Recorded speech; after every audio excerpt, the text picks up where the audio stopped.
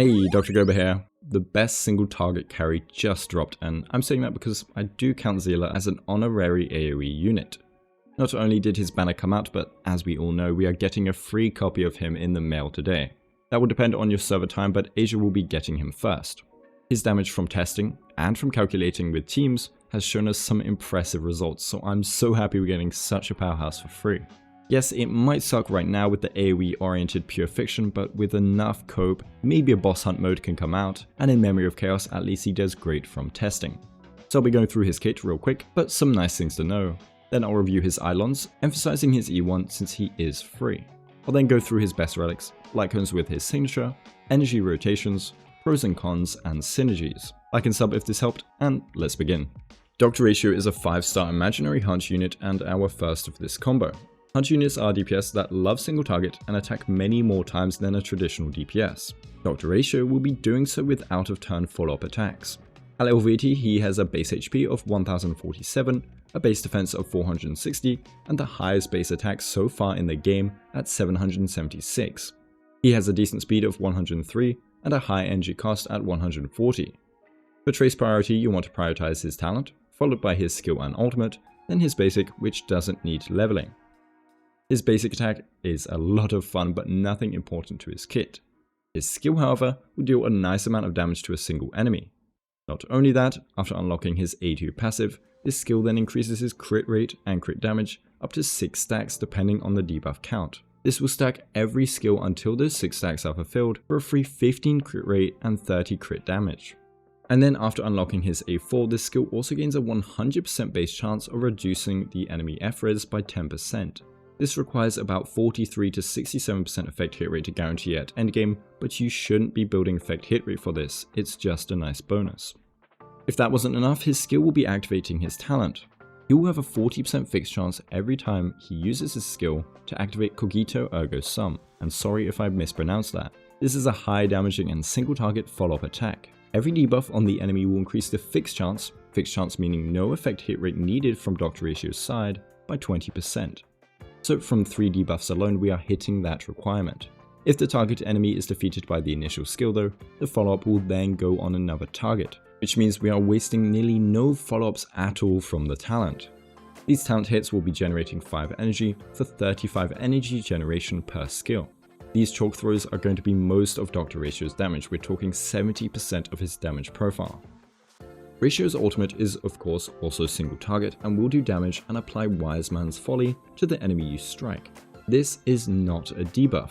When allies attack said enemy with Wise Man's Folly, Ratio will replicate his talent against them for 2 times guaranteed. There's no fixed chance needed. Wise Man's Folly is not a debuff though unfortunately, but it will last on that enemy until it dies.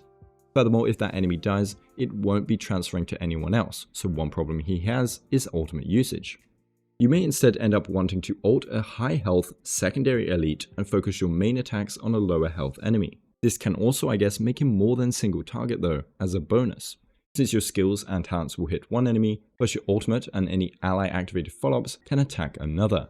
If you are versus one main target and they are low, you can ult finish them off. If you have a wave approaching just after, save DrRatio's ultimate. Finally, his technique creates a dimension, and only one dimension technique can happen at the same time, so no stacking with Welt.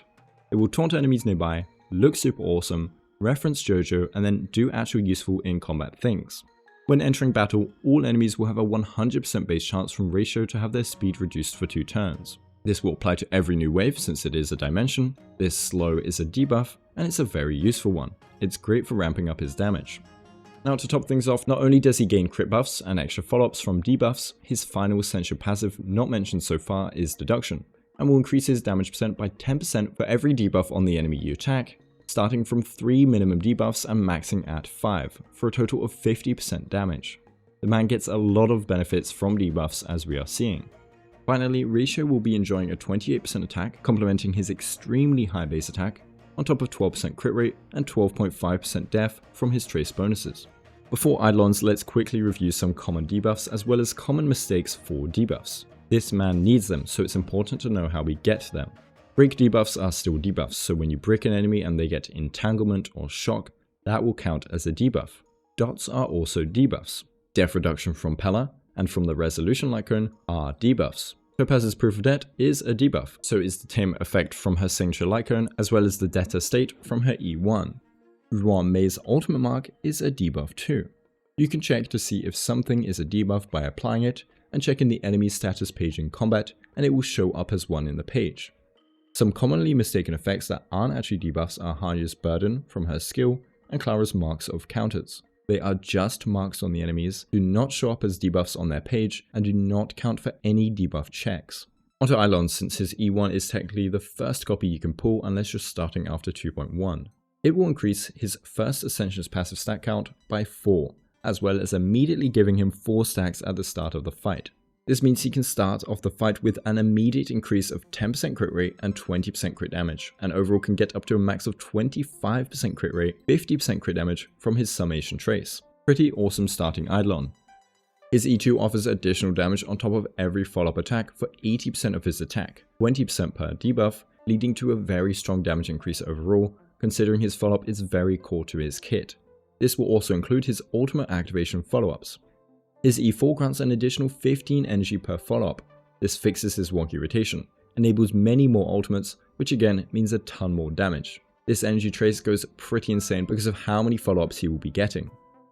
His final Eidolon increases his ultimate's trigger count by 1 for a total of 3 Folly stacks, as well as giving all of his talents a 50% damage buff. A final amazing Eidolon. This Eidolon empowers his E4's energy gain and gains more use out of his E2. The trigger count increasing by 1 still has the same previous problems though, and my calculation will overstate its power since the enemy in the simulation doesn't die. But at this point you probably don't care how strong this Eidolon is. Onto Relics. DrRatio's best relics are situational, but a general best in slot will end up being the 4-piece imaginary set. He will want, and even be applying, debuffs, so the 10% crit rate is a given. The 20% crit damage is easily acquired with his frequent and high toughness damage attacks too. If you are facing Quantum weak, you'll want the Quantum set for its 20% def ignore, synergizing fantastically with his signature as we will see. Quantum and imaginary weakness pretty much never coincide though. Bringing DrRatio to Quantum weak just for the set bonus isn't going to be a good idea without Silverwolf. Instead, you should run this set in the occasion you fight the very rare enemy that has both weaknesses, like the Swarm boss, or if you do plan on using Silverwolf, who will end up being a great partner for him anyway. This set is still okay to use into non-Quantum weak and will still be providing some def ignore. Finally, a mix and match of damage percent, follow-up damage percent, and attack percent sets are all great and easily farmable budget options. For planar ornaments, go for Glamoth if you are hitting it with your substats or external speed buffs like Messenger and Ruan Mei. Space Sealing Station is very close because the man has so much crit and damage percent, and that attack percent is very nice. Inert Sao Soto is the final other best option, and all are close enough to consider all of them. For main stats, you want a crit rate or crit damage chest, optimizing your crit ratio based on your light cone and his 12% crit rate trace. You want speed boots, damage percent or attack percent orb, and an attack percent robe. The choice between damage percent and attack percent orb is dependent on substats and your team comp. A team with Ruan Mei, for example, is going to want attack percent orb much more. Either way, both are close enough, so choose whatever piece is best. For an endgame stat goal, you want to hit 3000 attack, 75 to 150 crit ratio, with it becoming 90 to 180 in-game with his Summation Trace. For speed, 135 for the 134 breakpoint, and to also activate Glamoth. And you can go lower if you have external speed buffs that are consistent. For Lycons, let's first tackle his signature. First of all, the art is amazing, but the effects are really cool too. An initial 20% crit damage, with an additional 24% if enemies have debuffs, which they will. Then when the wearer uses their ultimate to attack the enemy, they gain this Disputation effect for 2 turns. This will give a universal 36% damage buff to all attacks he will be doing, and then make his follow-ups only ignore 24% of the enemy's defense. 24% def ignore is equal to a 14.38% DPS increase on those bad boys. A pretty overloaded light cone and very niche to him, perhaps usable on Yanqing only otherwise. His other best option will be Topaz's light cone if you accidentally drop that during her banner. It's for a follow-up DPS with supportive capabilities, but that supportive power buffs him anyway, and he will be doing fine with some dual DPS compositions, meaning this can help out that second DPS too. Then Stellar C is his third best option. The rest are all too conditional or just bad. Swordplay is terrible on him due to it stacking very slowly from his low hit attacks, and he'll be target swapping a lot. In a pure one target environment it's nice, but that's not happening until Pure Fiction Hunt Edition. In the Night doesn't give much to him, Sleep Like the Dead doesn't either, and his low hitting abilities hurt the impact this light cone can give, just like with Swordplay. For his ultimate cycling purposes, DrRatio needs 4 skills into 4 talents to gain back his ultimate. However, that's not considering the team activated follow-ups from his ultimate. If we include them, we can hit a 3-turn ultimate provided we end up killing 2 enemies, which I feel is definitely doable. These 2 kills are replaceable by a Huo ultimate. Finally, if we consider an E6 Tingyun, DrRatio can hit a 2-turn ultimate, but this won't be available every ratio rotation in a standard build. Now before we talk about synergies, let's talk pros and cons. For pros, the man has some disgusting single target power. The trial version people got was a poorly optimized ratio and he still slapped the enemies. He also cannot be restricted entirely to a single target if you have 2 targets that are chunky enough, by using your ultimate on the second enemy. This is niche to 2 elite or boss situations, but it can happen. He also has a very nice base kit too, with self buffs of 50% damage, 15% crit rate, 30% crit damage, and 2 strong offensive traces, and the highest base attack in the game. This also means at low investment he can do great for those newer accounts. Great single target toughness damage is great too, with the increase of toughness bars we've been seeing lately. Breaking has become much more important to help sell raw May in my opinion. Finally, the Chad is completely free. No pull accounts, collectors, husbando wanters, free-to-play players, everyone is winning. For cons, we have the same as the pro. He is a single target DPS. The follow-ups do save him since they can attack random enemies if the original enemy is dead, and then especially with the way he can redirect his ult follow-ups, but he'll be struggling versus 5 enemy stages. Another con is the debuff restrictive compositions. He brings a couple himself, but you will be needing some form of debuff on the team. Luckily we have a turn, but this can be annoying to rely on for damage and will always need to have one dedicated debuffer in his team. Finally, if you don't have Stellar C free for whatever reason, his other options are either limited or weak. Apart from that, I don't see too many problems with Ratio. So let's finish off with some synergies that let us build into teams. Most debuff units are going to be considered, but not all. We're not going to run a Sampo or a Luca plus Ratio team comp. I mean you can, but I don't recommend it. We'll be looking at achieving 5 debuffs in total, thus 3 ally debuffs needed. This is because with breaks, your 3rd or 4th ally perhaps having a random debuff, and then his own debuffs, we can consistently hit that 5 debuff count that we want. So let's first start with Pela, a strong damage amplification unit. Pela offers 1 debuff on her ultimate, Defense Shred. With her E4 and a skill point positive 3rd slot, we can easily start using our skill on Pela for an additional debuff, going for a skill neutral playstyle. With the Resolution Light Cone, we can supply the 3rd debuff required. This with Energy Rope and Von Whack nearly achieves the 2-turn ult, just like Tutorial would too, and can be fully achieved with External Energy, Luck, or E1 procs. Guinaifen is a more offensive version of Pela with some damage amping power too. The reason I like her is she can offer AoE DPS when Ratio lacks it on weaker enemies, something Pela isn't traditionally built to do. Her vulnerability is unremovable and easy to apply, she has a burn dot, her E1 is the 3rd debuff, and she can hold the Resolution Light Cone for a 4th debuff for more enabling and damage amp combined. Topaz is going to be a dual DPS treat with DrRatio in single target scenarios, but the power of the 2 together can probably do so much damage in and out of turns that 3 target fights won't be a hassle.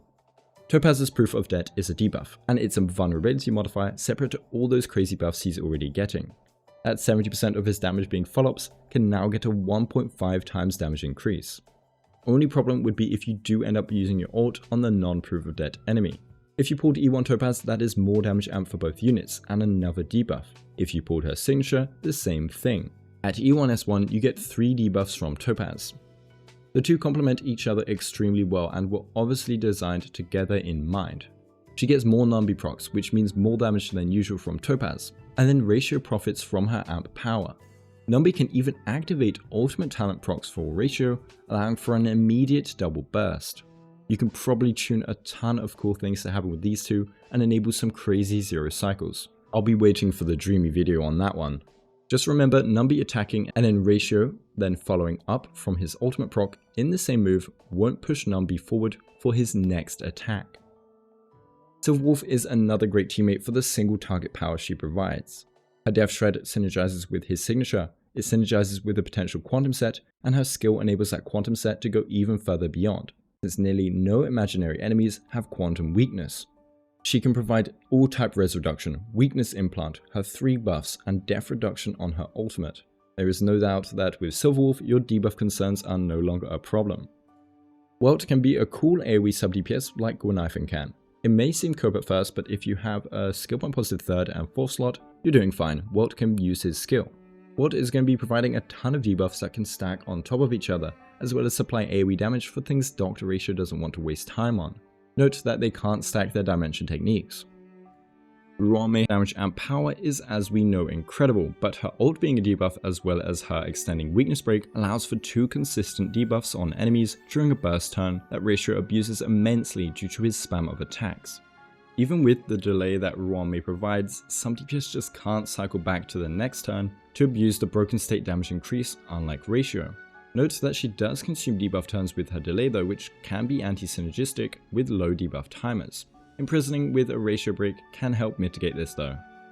Tingyun benefits his very frequent damage procs with her additional multipliers, does great buffing, and helps his rotation. I love Tingyun as a 3rd slot when you do have enough debuffs, she is such a good unit. Bronya can in theory be a very strong buffer for Ratio, but the skill point usage is not sustainable unless you run a very fast Bronya and go skill point neutral. She's a great hypercarry buffer as usual though. For a free-to-play friendly team, I'd go for Tingyun, Pela, Ratio, and a sustain of your choice. For a fun team, try Clara, Topaz, Ratio for follow-up spamming, though ideally with E1, S1 Topaz for those debuffs. So let me know if you end up going for any additional upgrades like E1 or S1. Thank you to all my amazing YouTube members, thank you for watching, and have a good day.